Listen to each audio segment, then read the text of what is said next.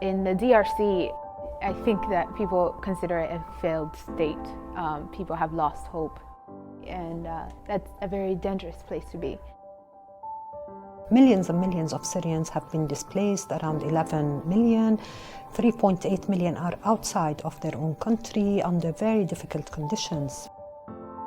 The guys who have picked up Kalashnikovs out there in eastern Ukraine were the unemployed, and they were angry. They had nothing to do. They really don't care whether they're in Ukraine or Russia. They want food on their table.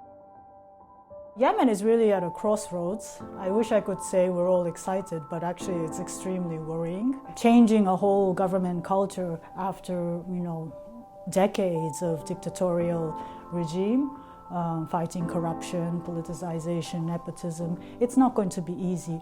And there's no guarantee that removing a dictator is going to produce democracy. In some cases it can, as in Iraq or in Libya, produce chaos or anarchy. If you want armed groups to not fight, they've got to have an alternative, and it's got to be a viable alternative. We need to give people an option for a livelihood that means they don't resort to taking up arms and being involved in violent groups.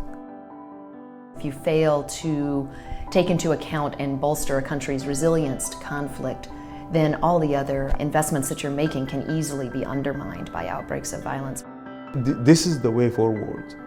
Getting rid of this conflict by addressing them, and not addressing them by imposing solutions, but working with people to have these solutions.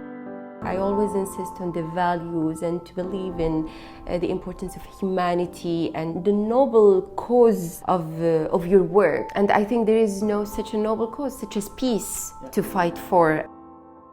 Every crisis, I think, has a lot of challenges and risks, but also you have to find the opportunities, and there are some opportunities, and this is what we're really investing in. The Arab Spring, you want to see the summer, you don't want to go back to winter, no?